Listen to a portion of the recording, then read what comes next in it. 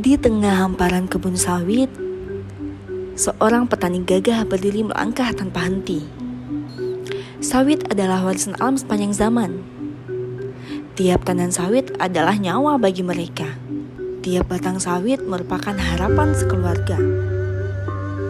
Bak tombak kehidupan yang harus dijaga dan dipertahankan sekuat tenaga. Bicara soal semangat, petani tak akan pernah terkalahkan. Jiwanya perkasa. Terik tak pernah mengalahkannya, hujan tak hentak menghancurkannya. Seperti semangat petani yang satu ini, sepetak demi sepetak tanah dipersiapkan untuk mewujudkan mimpi.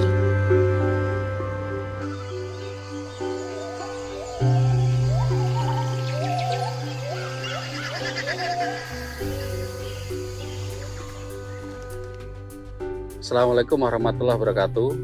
Selamat siang, salam sejahtera bagi kita semua, sahabat petani sawit se-Nusantara, se-Indonesia Raya.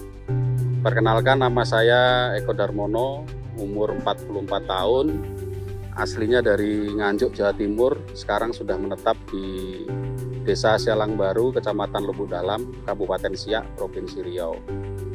Keseharian saya saat ini adalah menekuni perkebunan kelapa sawit.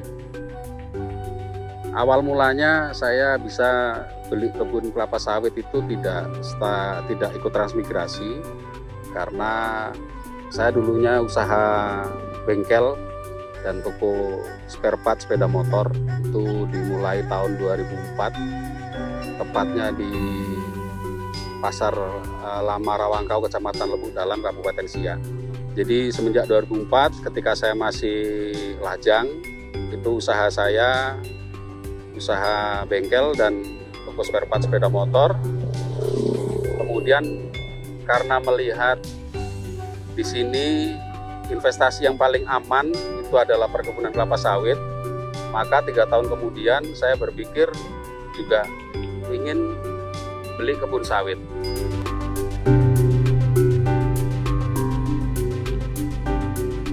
Tidak mudah merintis dan membangun kebun sawit dari nol. Berbagai tantangan kerap dihadapi Eko, mulai dari penanaman hingga perawatan, seperti mengolah tanah, mencari bibit, cara menanam dan memupuk, hingga mencari perusahaan untuk menyalurkan hasil produksinya. Eko terus mencari berbagai referensi untuk mengelola kebun sawit agar produktivitasnya terus meningkat. Ibarat kata pepatah, usaha tidak akan mengkhianati hasil.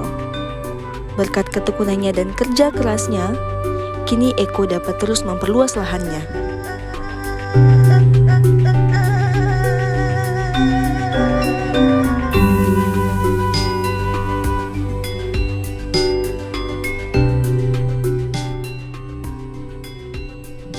Dan itu terrealisasi pada tahun 2008.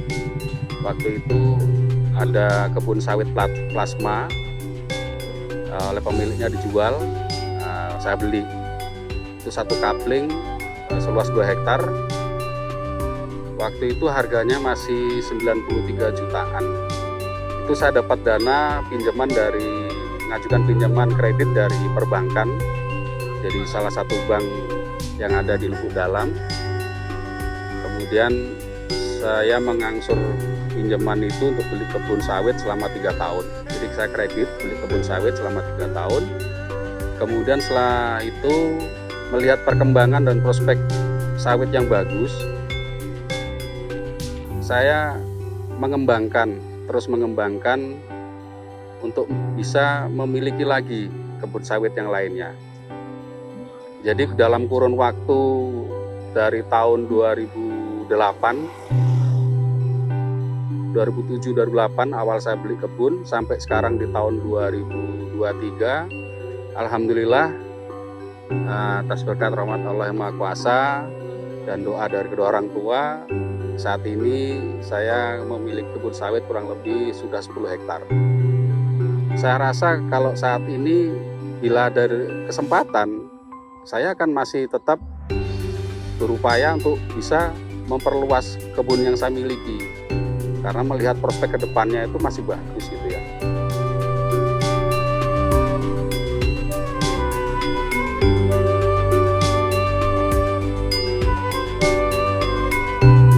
Kemudian saya melihat juga banyak tenaga kerja yang bisa diserap di dalam perkebunan sawit.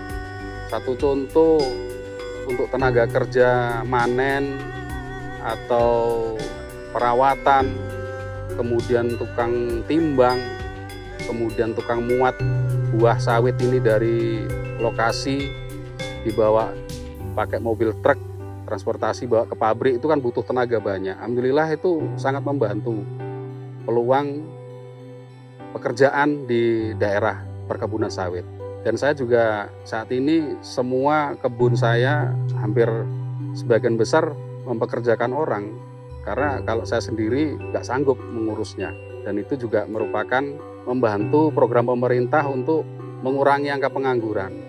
Yang penting kita mau keluar tenaga, mau keluar keringat, bekerja di perkebunan sawit, insya Allah akan mendapatkan hasil.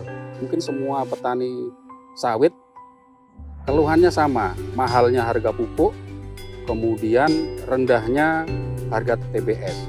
Maka untuk kedepannya kami sangat berharap kepada kebijakan pemerintah terutama, karena sekarang sawit menjadi sektor andalan ya, termasuknya untuk ekonomi secara nasional.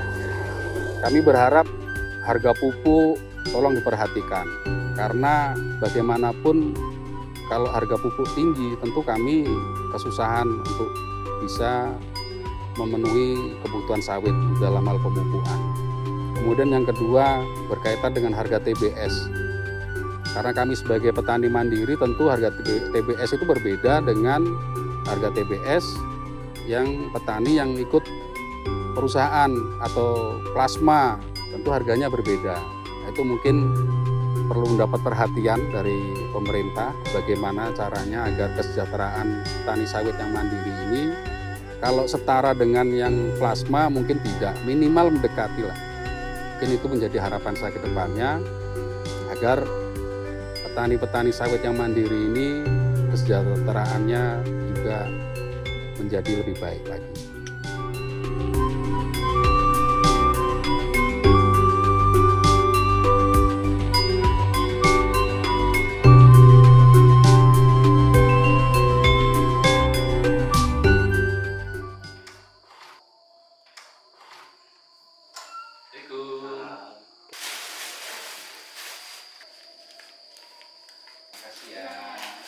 Pak ya.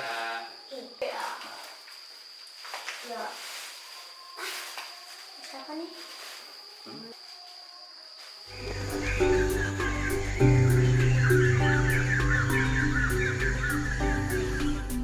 Walaupun saya petani mandiri, namun saya tergabung dalam kelompok tani karena salah satu kemudahan-kemudahan yang kami dapat dari kelompok tani ini kayak penjualan TBS-nya itu lebih mudah karena ada pengelolanya. Dan salah satu manfaat terbesar yang kami rasakan ikut kelompok tani ini adalah ketika kami melaksanakan replanting, karena usia kebun sawit kami sudah waktunya untuk replanting, itu kami bisa mengajukan atau mendapatkan dana BPD PKS. Dan salah satu syaratnya memang untuk mendapatkan dana BPD PKS itu harus tergabung dalam kelompok tani atau gapoktan atau koperasi atau KUD. Setelah melalui proses verifikasi terus dinyatakan layak dan dana itu bisa kami dapatkan. Dana itu memang nggak langsung turun ke petani ya, karena itu kan penggunaannya diawasi dan itu harus real di lapangan, harus ada bukti nyata bahwa dana itu benar-benar digunakan sesuai peruntukannya. Dan itu sangat membantu kami sebagai petani kebun sawit, dan itu meringankan kami lah untuk replanting atau peremajaan kebun sawit yang kami miliki.